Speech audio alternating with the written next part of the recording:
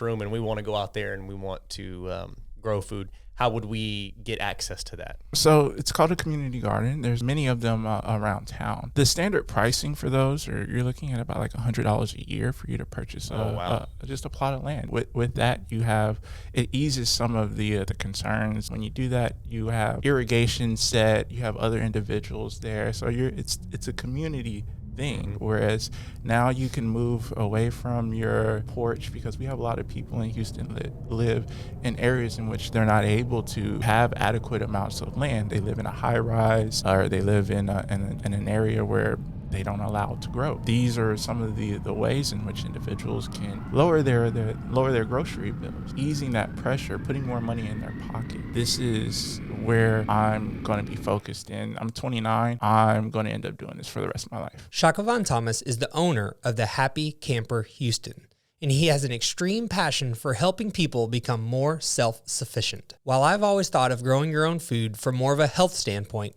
Shaka shares with us the economics behind his plan of self-sustainability. Please enjoy this important topic of conversation and share on your favorite platform. Without your help, many people who need to hear this message may never hear it. So like, subscribe, and share with someone today.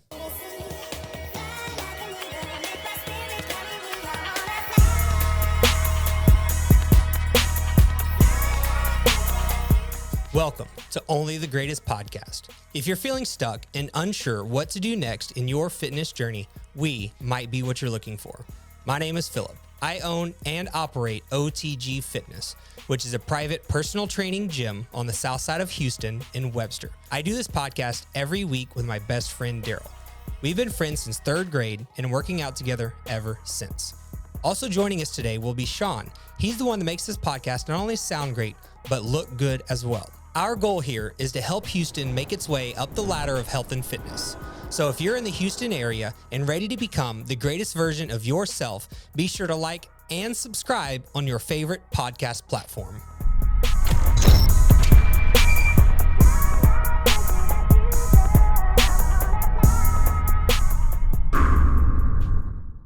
Shakavon. What's going on, Phil? Thank you, man. I appreciate you being here. It really means a lot to have people that are so passionate, the way that you are about particular subjects. So I figured the best way we could start here is, why don't you share with us what it is that makes you so passionate about people growing their own food? It's something that I've been interested in a little bit more myself. We recently purchased a cow from a local farm, so trying to eat locally. And what is it about that you're so passionate about? What started you with that? So I have an economics background. It's only an associate's degree, but with that, with understanding the knowledge of... Bring that microphone in just a little bit more, not like in front of your face. Yeah, there you go. Right there? There you go. Okay, yeah. Cool. Wow, I can hear myself a lot better. Yeah. So get about a fist length away, like push it away from you just a little bit. Yeah, there you go. There? Yeah, okay. you just kind of want to rest it wherever you're comfortable. Yeah. Yeah. Gotcha.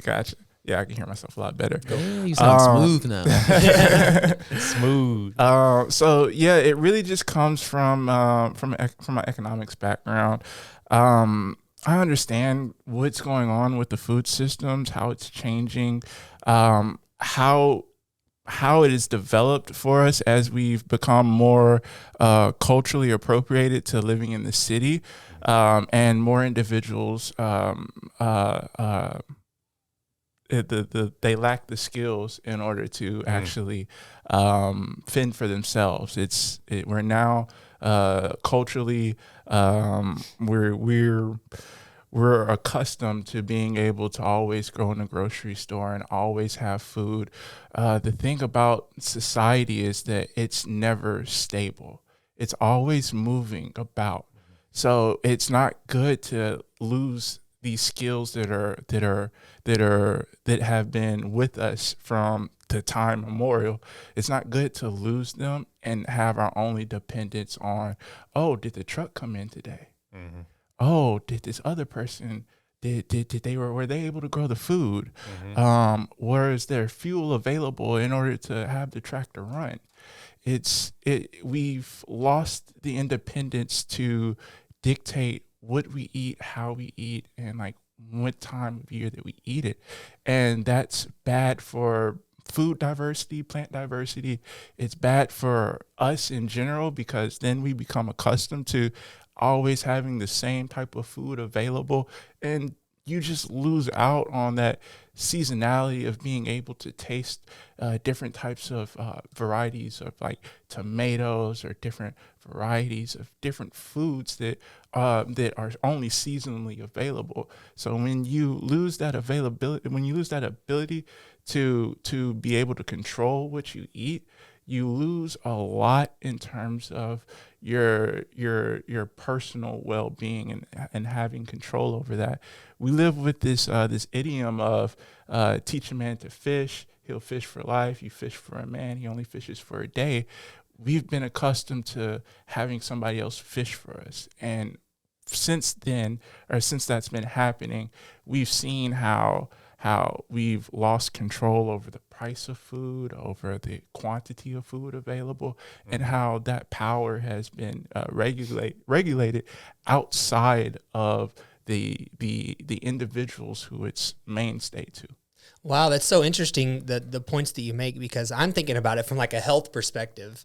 And then, but the things that you're saying are completely different, but still fall under maybe a healthy mentality and mindset of not relying on others. And Daryl actually was the first person to explain this to me. He says, like, if the world was ending, like, the strong will survive. Mm-hmm.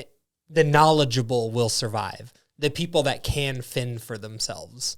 Mm-hmm. He told me that maybe a couple of years ago. I don't know how long that's been since we talked about that. Yeah, but it's been a little while, but man, I love everything you said.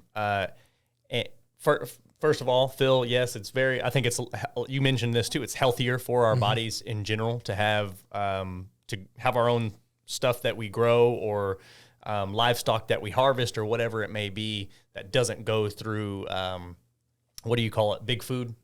Is that what you call it? Big pharma, big food? You know, they're kind of becoming the same thing, right? Mm-hmm. Working together. And so they decide what they're allowed to spray onto the vegetables, or what they're allowed to inject the animals with. And whenever you grow it yourself, you cut out that section, and you go, okay, I'm growing it. It's my stuff. There's nothing in the middle, and I know what's going in. So that's healthy for your body. But yeah, I mean, I think it's super important that we know how to we know the basics of survival. Can we grow plants? You mentioned growing plants several times that we can eat seasonally. Are we able to maybe not even harvest livestock if we don't have the means to do that, but are we able to hunt, and get wild game, fish, get wild caught fish? And those are the individuals that are going to survive and I guess repopulate the earth, if you will. Right. If there was some kind of crazy fallout, right, where we didn't have big food, or I don't know, there's some type of hindsight is always 20/20. Exactly. Yeah. I'd rather be a warrior in a garden than a gardener in a war, right? You know what I'm saying? Yeah. Seriously. Yeah. So like the warrior being the individual who has the skills that you have. Mm-hmm.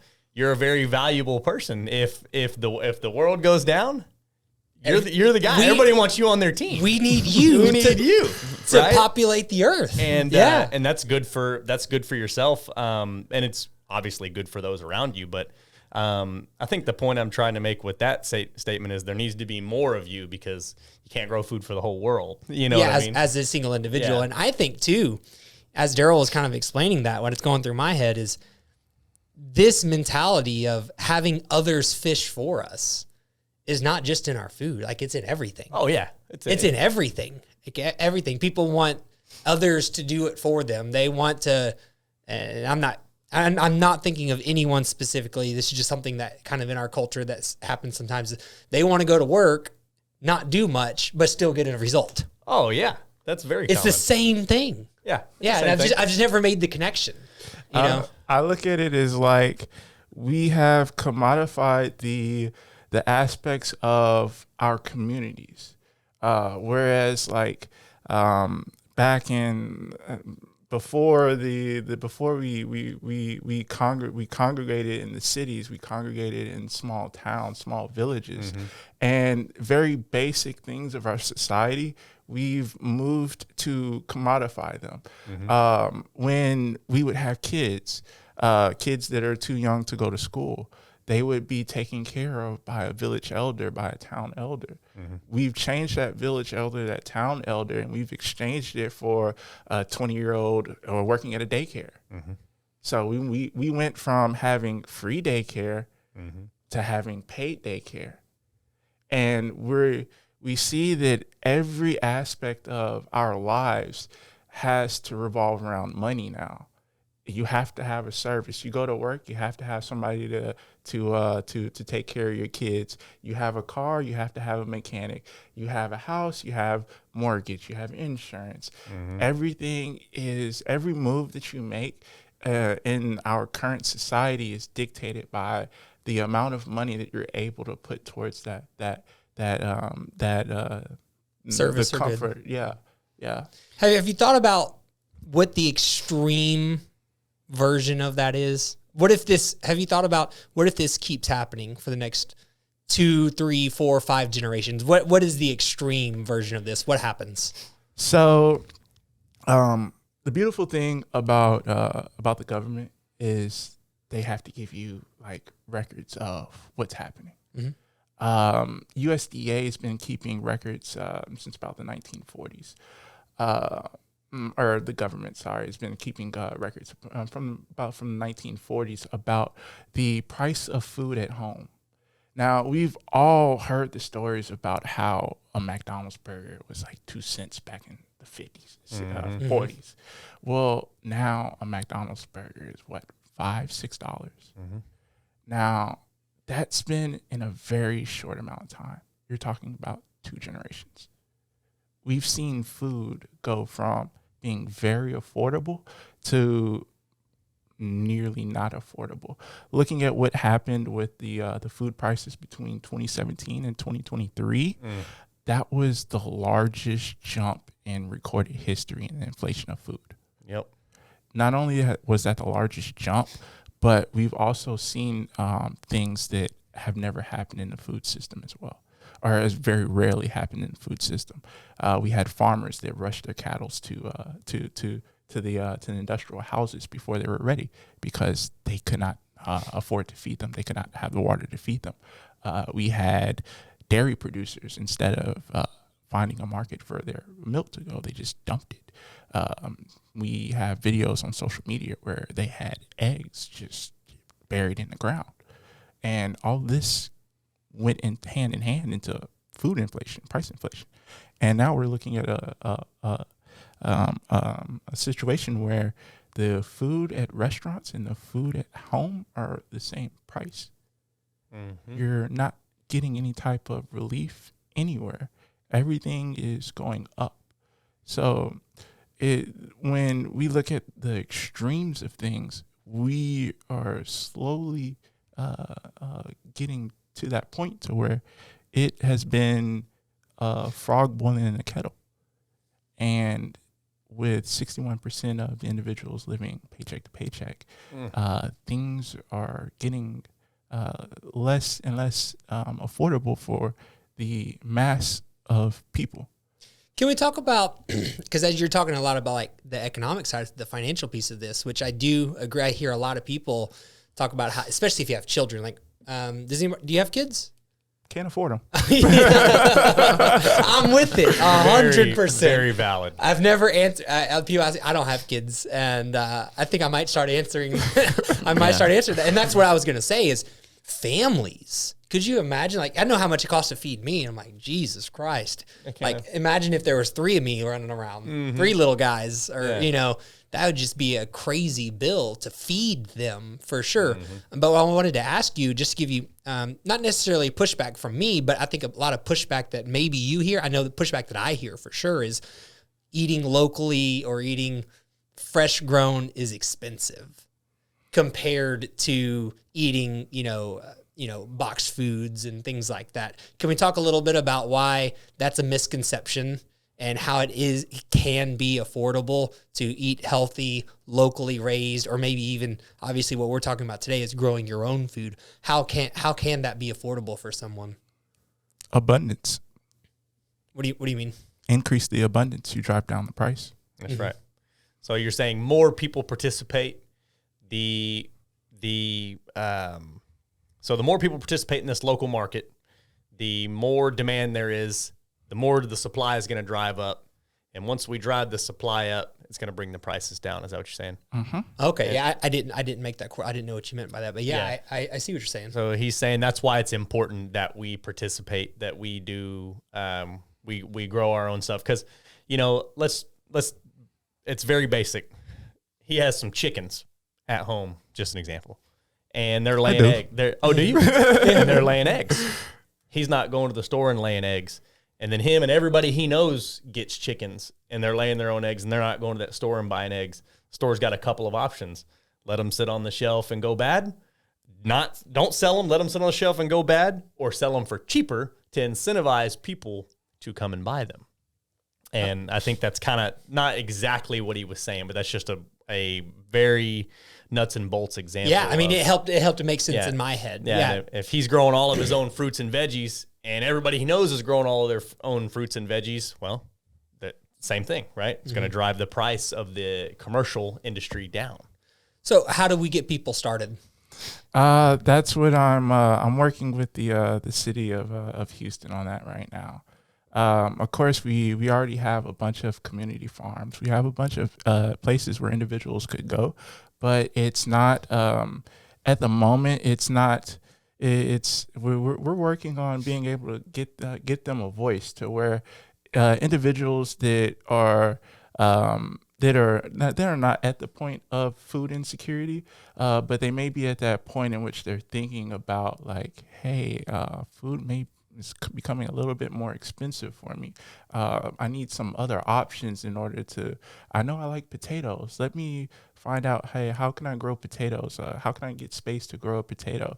We're definitely working on that, being able to get them a larger voice in the city, in which people understand that they do have the options available to come to an acre or come to 2 acres, learn how to garden, be able to help the community purchase a plot of land there, so you have a larger space than your backyard or than your patio to come and be able to subsidize your own food with using your time.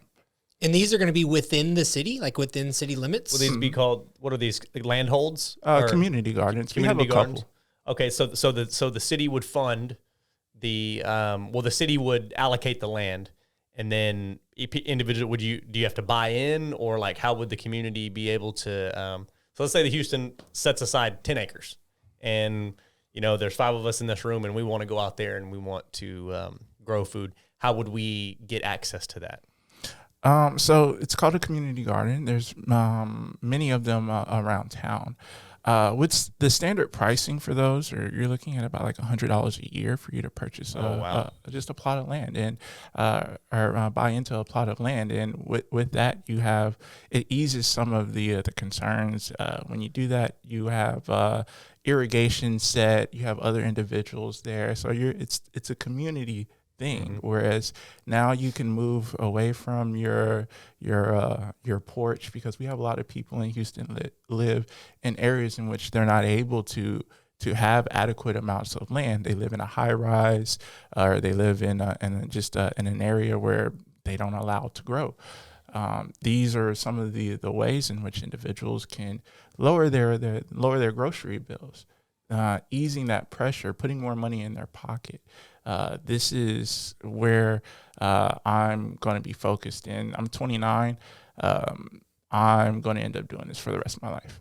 Good. Well, I love it when somebody says they found their thing, right? Yeah. Their passion that they want to do for the rest of their life. It's very rare, I think. It is for sure. And we need people like you and like Sean to do video and camera stuff, right? We need people like me to do fitness. I guess people like Daryl. Daryl does rentals, right? So people like him that are out and advocating Provide housing, right? And they're advocating to do it correctly, not in a insufficient way that puts people down. So we need people that are passionate about what their passions are, and not be afraid to go out and act on them.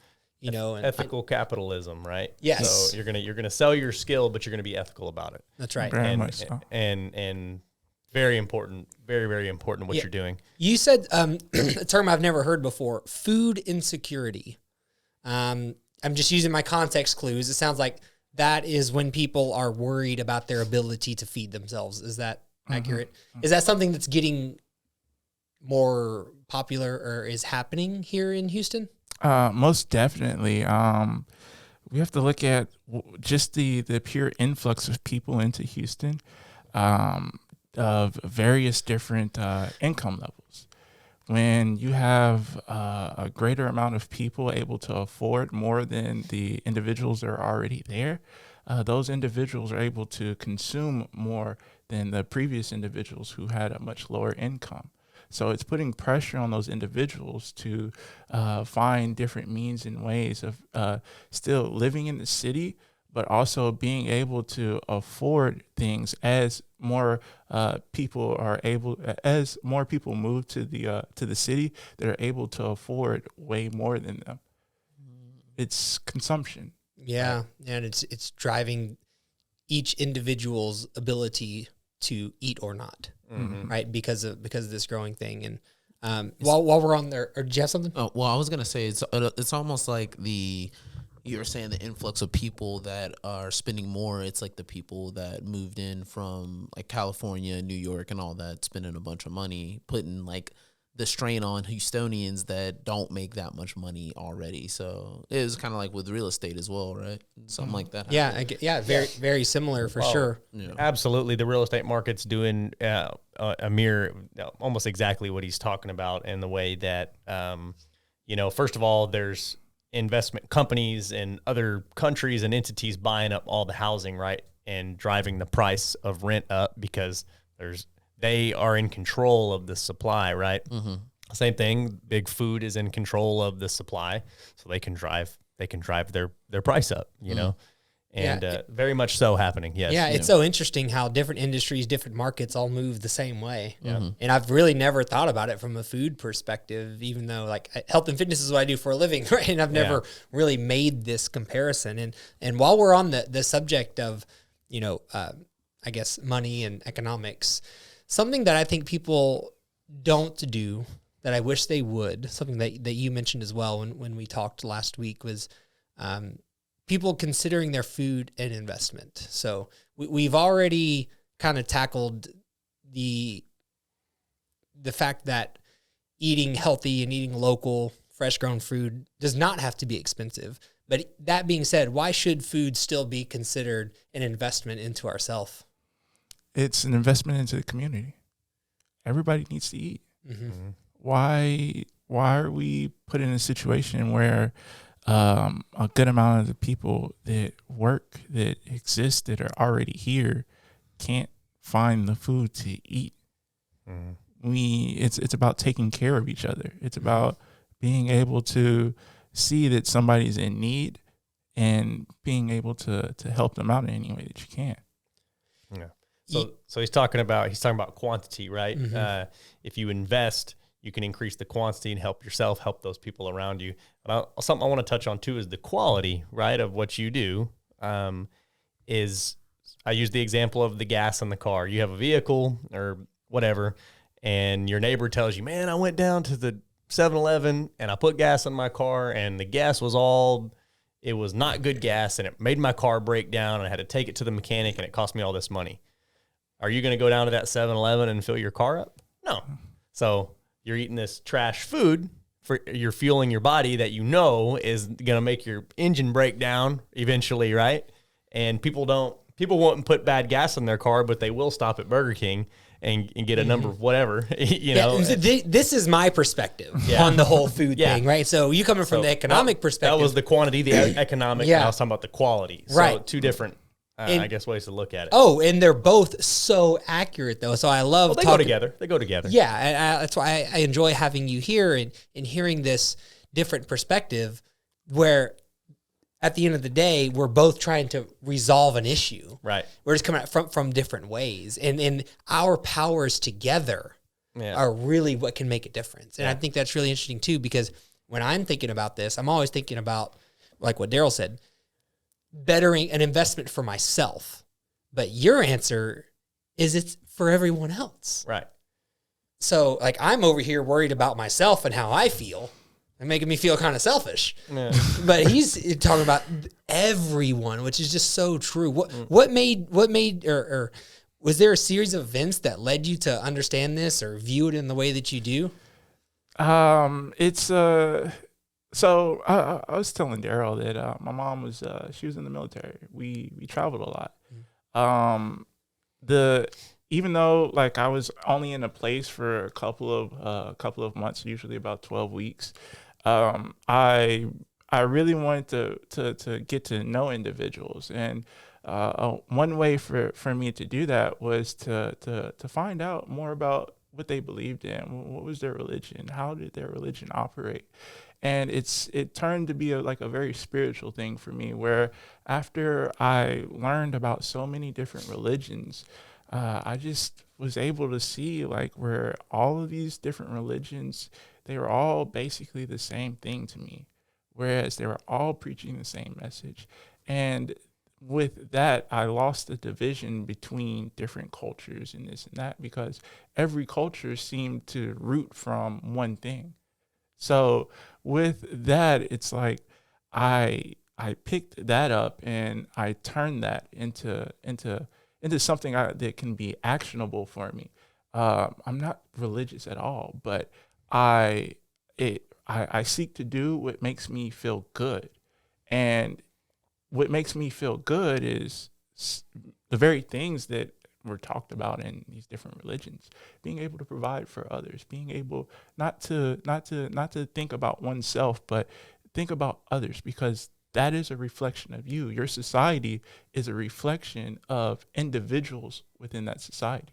So if you have a society that is chaotic, it's only chaotic because individuals in the society are chaotic. And being able to spend my time where I can turn a seed into a vegetable, or I can turn an animal into substance for somebody else, it brings me just great pleasure to know that I was able to provide something for somebody else that they were not able to provide for themselves. Super cool. I got something I want to ask you. Excuse me. If somebody is living they're part of the normal society and culture that you were describing earlier, they go to the grocery store, they solely rely on it, and they want to get started doing something like what you do, what is some good, a handful, anywhere from 1 to 5 tips that you have for people that want to get started being more self-sustaining, whether it be, hey man, watch YouTube videos on how to grow vegetables and get some pots and potting soil for your backyard and grow them, or whatever it is, right? So if somebody came to you and was like, I have no idea what to do, where would you tell them to start? Take a pen and paper, find out how much you spend on food, and equate that over a lifetime. So to get an understanding first. Do you really want to spend that much amount of money in your entire life going to a corporation, going to somebody else? Right. Once you think about it in the financial sense, you can see where you just devoting a little bit of your time each day, each week, to being able to sustain yourself. Where you knock down that, say you're spending $200 a week on grocery, where because you spent time focusing in on being able to grow your own produce, you now save $100 a week. You're putting money back into your pocket. Or if you look at it in terms of community, that's putting money back into the community. If you have a community farm where you guys are all purchasing from that community farm, think of how much money is going into that one little area in your immediate community. That means that you have the ability to produce food. If you want to produce food, that means that you have the ability to put that money to something useful inside of your own community, rather than continuously for 80 years shipping that money off to Walmart. It's going to ship that money off to their corporate bank in Utah or Nebraska, and the community will never see that money again. Mm-hmm. Yeah, so it leaves the velocity of money, or the money leaves the general area, and so the velocity slows way down, right? Mm-hmm.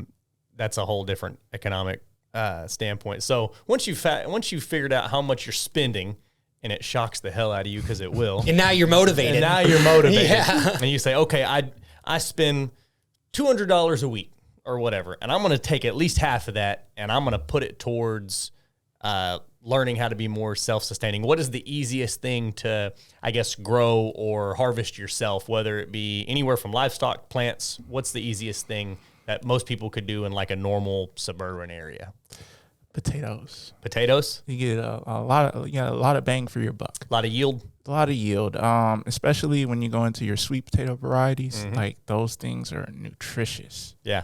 I was just about to say that potatoes are often looked down on in our in the health food area. Everybody's turned them into French fries for they're French fries. 70 years. But waffle fries, man. Yeah. Potato chips. If you don't deep fry your potatoes and then cover them in salt, so they're actually very healthy. A lot of potassium, a lot of fiber, a lot of good stuff in there. Mm-hmm. So, so potatoes are also easy to grow, is what you're saying. You can harvest 20, 30 pounds of potatoes very easy.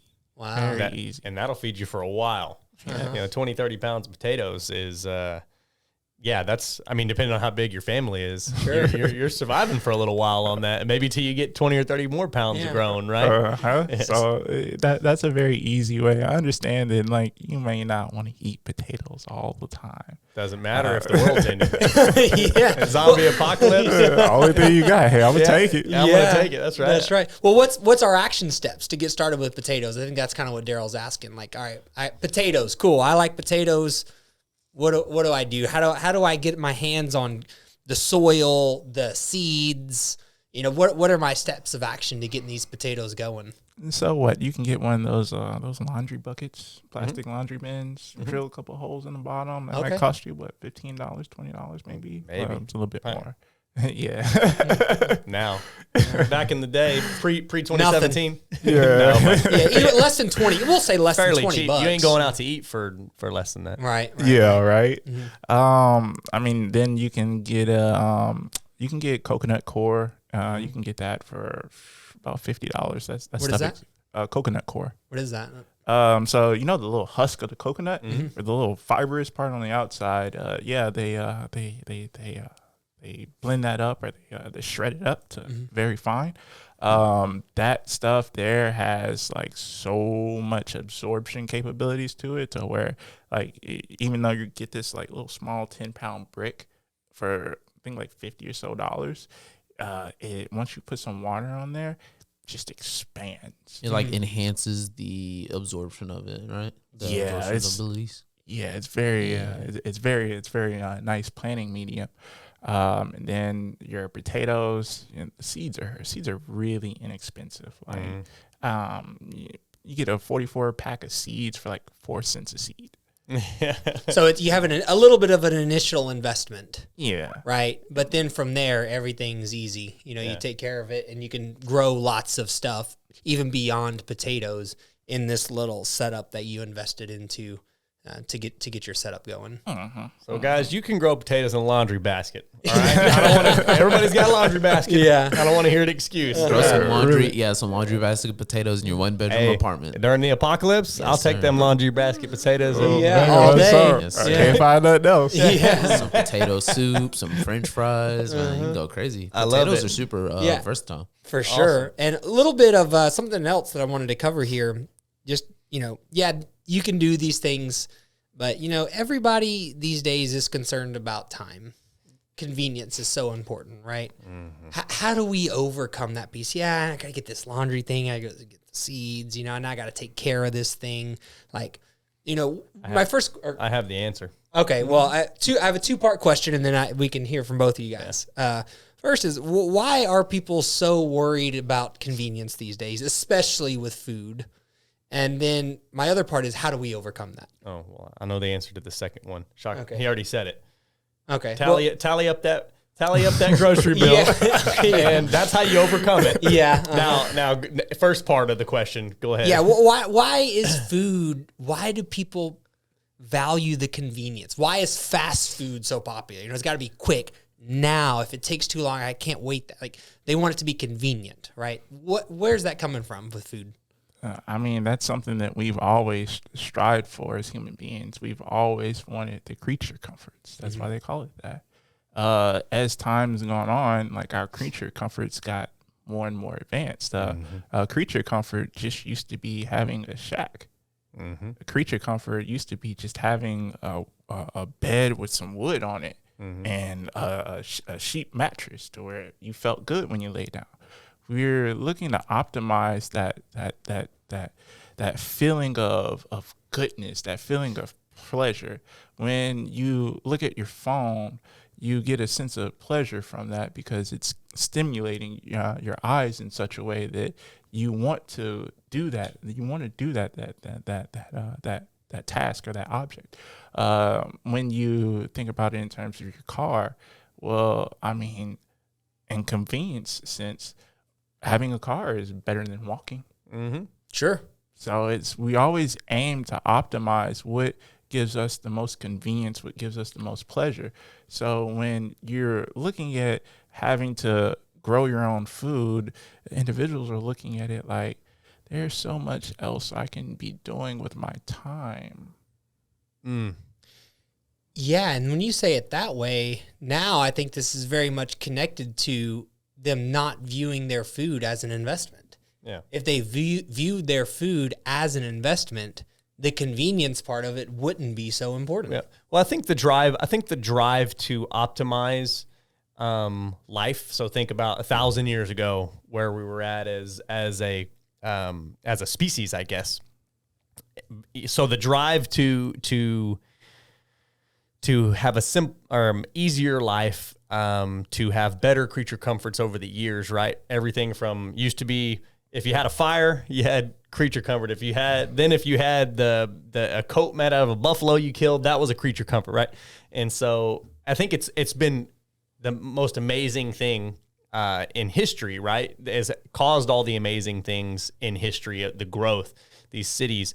Now we've taken it too far, where we're getting rid of all of the skills and all the valuable knowledge, and we're putting all the power in somebody else's hand to the point where we're going to become helpless because of it, right? So it's going to be like a cycle that keeps going, that's going to keep going around if we don't stop it.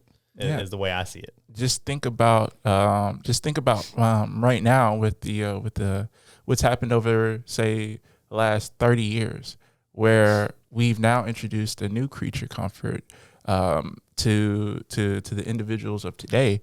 Whereas when we were all kids, we didn't have 24/7 access to screens. We were all outside. When we went to go play with our friends, we went to go physically play with our friends. We would be outside. School's out. We finished our homework. We're outside for the rest of the day. You're knocking on doors. Hey, are you home? You know? Yeah. But today it's more like, he's kind of anxious. He's crying. Let me put a screen in front of him. Yeah. What kind of comforts are we now passing down to them to where they don't go outside anymore?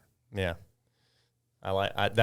That is a very good point. Yeah. And I think that's a whole nother topic that it is for sure. We could have a whole nother show on that topic. I do agree with that. And it's so interesting how these different things are so, I know I've said it at least like my third time to say it just in the past 45 minutes or whatever, but they're all the same, with compared to the food situation. Yeah. You know what I mean? And we've made you mentioned having a car is more convenient than walking, but what's the trade-off? Everything that we do has a trade-off. And I'm going to tell a quick story here that I already told you, and it's along these lines. I went recently somewhere for the holidays, and there were some kids there, and my girlfriend and I wanted to go for a walk, and there was golf carts there. And these kids, they range in age from like the youngest to maybe, I'm real bad with children, I don't know, maybe 4 or 5 years old, and the oldest ones are like 11, 12 years old, something along those lines.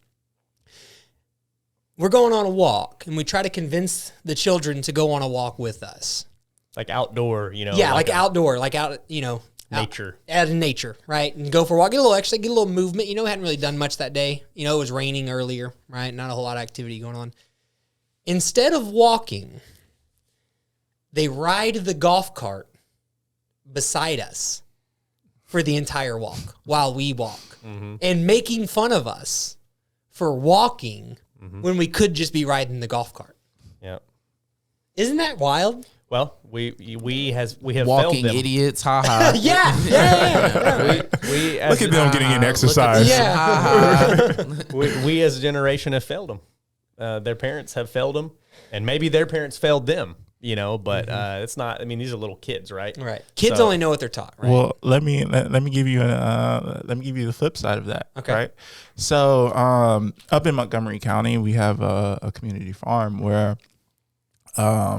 they have a lot of homeschoolers out there. And these are kids that are homeschooled on the farm, basically. I visited one day, and there were these two brothers. One was 7, one was, he might have been 6. One was about like 10 or 11. And as I'm going on like the tour of the farm, he's the 7-year-old's giving me the tour. Yeah. The 7-year-old is taking me around the farm. He's explaining to me like, okay, this is what we have growing over here. This is how many that we have. It'll be ready in X amount of days. Okay. These are the vegetables, and I could tell you exactly like how many pounds I'm expecting to have harvested. He's telling me about the animals in the back. He was like, yeah, do you want to go ahead and shear a sheep? Dang. All the orders of operations. Yeah. And he's like, yeah, we got like sheep right here. We have pigs over there. Like I can this pig's pregnant, and we can tell you like, okay, and how many years or how many pigs we can be expecting. Yeah. And like one of the things that really shocked me was like, I didn't know his age. I thought he was older, but I was looking at him. I was like, Pretty small. Yeah, you're very small. Yeah. You're a very small person. Like I thought he was older. I was like, how old are you? He's like, I'm like 7. I'm like, I thought you were like a good 11 or 12. But like the one thing that really shocked me was like when it came to understanding like the cycle of life at that age, that young of age, he was able to tell me. He was like, hey, yeah, those rabbits, they about ready. Yeah. And he already knew that because kids, if they're taught correctly, can have all of these skills. Yeah. Is that what you're trying to say? Yeah. So it is up to us, the older, we're still all young in here, but it's up to us as adults, responsible adults, to relay this information and set it in these kids' minds that they should be considering doing these things, exercising, possibly growing your own food, being self-sustainable, not relying on others to fish for us. But right? when you have a family bond that's been tied, that's been broken to such a way where the individual, the parents have to be gone for 40, 50 hours a week. And for poor individuals, it's much, much more. It breaks that cycle of being able to successfully pass down that knowledge, whether it be just a community-based knowledge, family-based knowledge. And that's where we have multiple different things kind of coming into breaking that system of community congealness that we could be creating. Yeah, and I think that growing food together, food is necessary to life. That's a great thing for a small family to do together. I do have a question. As we're talking about making your own food, and we used the potato example, I think maybe a thought process that some people have that's maybe keeping them from doing something like this is they feel like they have to be like all or nothing with it. Can you talk a little bit about why that's not the case? You even told me, yeah, I go to the grocery store for some things, but another thing, and at the same time, you mentioned that just do the best that you can, grow as much as you can. Can you just like maybe touch on that a little bit? It doesn't have to be all or nothing. You don't have to go slaughter a rabbit down the road that you see and grow all of your own berries and fruits and things like that, right? You can just pick a couple of things and still very much benefit from this type of lifestyle. Yeah, we live in Houston's a city of 2.2 million people. Mm-hmm. Like, Roughly. We don't have to just grow everything. If each one of us kind of played our part, we would be able to grow. Hey, I like onions, so I'm just gonna grow a bunch of onions. Or hey, you like carrots, you're just gonna grow a whole bunch of carrots. It's not an all or nothing thing. The hardest part about it is just developing that plan and putting together kind of the method in which you're going to start about that journey. With doing that, you're able just to have a singular focus on kind of the foods that you like. With that, you're also then you're taking pressure off the grocery store. So it's like instead of the grocery store being the first, I'm blanking on my word, but instead of the grocery store being like the first option, Mm-hmm. let's let it be the fifth option. The backup. Yeah, the backup of the Mm-hmm. backup. Like I said, you grow carrots, I grow onions, you grow whatever you like. I want to come to you before I go to the grocery store. Because at that point, I exchange money with you, then you exchange money with him. Well, at the end of the year, we can both claim that, hey, we've all made money. We've made $3, but the $3 has passed from me to you to you. Mm-hmm. Not to another state, like you mentioned earlier, like when you go to the store. So yeah, I just feel like that's something that when I talk to people about health and fitness, and me as someone that does this for a living, they immediately think all I eat is chicken breast, spinach, broccoli, maybe some rice here and there, and that I exercise every day, run 10 miles every morning, hit the gym for 2 hours. And it's not the case. It's the same thing here. Like a little bit from each person can help the whole system. Yeah, like with the example of working out. I work out just about every day, but it's like the intensity that I work out is very low. So I'm able to recover very quickly and then hit back into the gym. I'm not trying to do a PR every time I get into the gym. Yeah. I know that, hey, I can lift a smaller amount at a higher volume and then keep that up. Whereas I built that into a habit to where every day, hey, I come in, I lift a little bit, I go back home, I rest, I do whatever I need to. I feel great for the rest of the day. I don't have the pains and everything else that comes with lifting heavy every day. And I can do this every day.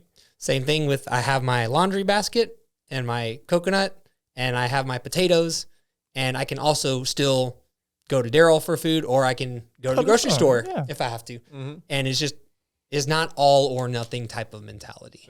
Super cool. Well, Shakavon, where can everybody find you at? Where if they want to get a hold of you and they want to learn about what you're doing and how you can help them, what's the best way to get a hold of you? The Happy Camper Houston. At the Happy Camper Houston. Yes, Instagram.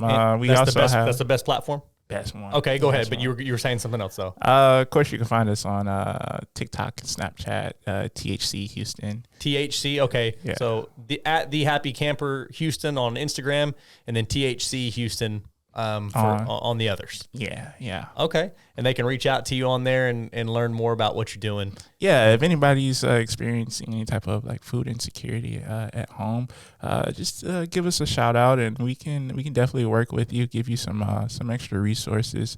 I understand that it may not be the first thing that comes to mind, but as more individuals are able to visit these resources that we have, it just means that we limit the amount of people that that are they're experiencing that, and then they are able to actually learn how to grow their own food. So at that point, it's not like you're hey, I'm experiencing food insecurity. Let me figure out how to get a couple of cans of food. It's, hey, I'm experiencing food insecurity. Let me find out how I could get some food right now, but also learn how to plant and where to go, so in the future I'm not experiencing the same thing. Right. Yeah, and I think that teaching them how to fish. Yeah, final thoughts here are that mentality and that approach can then be taken and applied to all other areas as well. You're taking care of yourself. You're fishing for yourself, not letting other people fish for you constantly for your entire life. Yeah. Well, you gotta. I gotta be physically able to take care of myself before I can take care of somebody else, right? Because if I'm not physically able and I don't have the skills to do all those things, I can't teach him or you or him or whoever, right? Super cool, man. Well, you're doing a very important thing. We're very glad that you came on. Anybody else got any last words before we close this thing out? I am chilling, man. Thank you for coming on. Sean's chilling. Yeah, man. Thanks for doing what you do. It's a very difficult thing. It's not enough people are doing it yet. That as well. Not enough people are doing it. It's going to require people like yourself to really push this movement forward. I've never even heard of some of the stuff that you talked about today. And this is like I talk to people what they eat for a living. This is what I do every day. And so I think we need more people that are passionate about it, like yourself, doing it for everyone, for the community, not just the benefit for yourself, but doing it for everyone involved, and knowing that if we work together, we really can help Houston as a whole all be better, not only healthier, but feeling better, less food insecurity. I think that's very important. It really hurts me to know that, there are people experiencing this, and I know that we all know that's happening, and to face something like that every single day, dude, you're going to war every day facing something like that. So again, thanks for what you do. Keep doing it. And it's only a matter of time before you change the world. I believe it. Planning on it. Man, yeah. I don't have anything that can top that. I agree with Phil, man. Shakavon, thanks for coming on, dude. And y'all check out at the Happy Camper Houston and shoot him a message, a DM, a like, a follow, whatever, right? Help him grow, help him expand what he's doing, because it's very important. All right, y'all, until next time, we're out. Bye. Later.